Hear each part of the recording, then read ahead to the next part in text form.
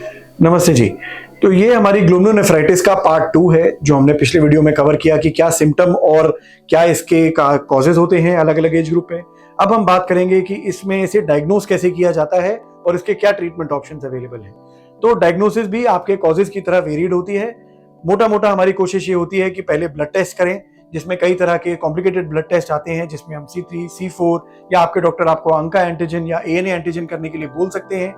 ये महिलाओं और पुरुषों में भी अलग अलग तरह की बीमारी होती है। जैसे SLE की बीमारी होती है, वो महिलाओं में ज्यादा होती है। यदि आप देखेंगे GBM की बीमारी होती है तो एल्डरली एज ग्रुप में ज्यादा देखने को मिलती है।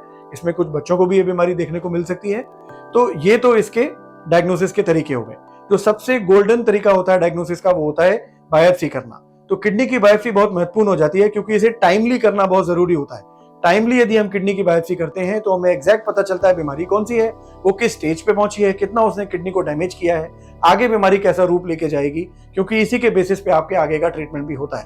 तो यदि आपको ग्लोमेरुलोनेफ्राइटिस डायग्नोज होती है और आपके डॉक्टर आपको किडनी बायोप्सी के लिए ऑफर करते हैं, तो बहुत घबराने की जरूरत नहीं है। आजकल मॉडर्न टेक्निक्स, अल्ट्रासाउंड की गाइडेंस में जो बायोप्सी गन्स आई हैं, उनसे काफी हद तक कॉम्प्लिकेशंस पूरे खत्म हो चुके हैं। तो घबराने की जरूरत नहीं है किडनी बायोप्सी से, और किडनी बायोप्सी जल्द से जल्द करनी चाहिए ट्रीटमेंट ऑप्शंस देखने के लिए। जहां तक हमारी ट्रीटमेंट ऑप्शंस की बात आती है, तो उसमें जैसा मैंने अपने इनिशियल वीडियो में बताया था, एक इम्यूनिटी की बीमारी है। आपका इम्यून सिस्टम ही आपको अटैक कर रहा है।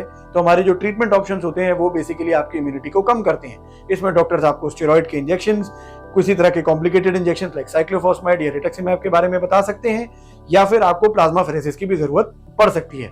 प्लाज्माफेरेसिस एक कॉम्प्लिकेटेड टेक्निक होती है, जिसमें हम डायलिसिस मशीन का यूज करके, एक स्पेशल फिल्टर का यूज करके, एक आपकी बॉडी से जो एंटीबॉडी बन जाती हैं आपकी किडनी के अगेंस्ट, उसको निकालते हैं।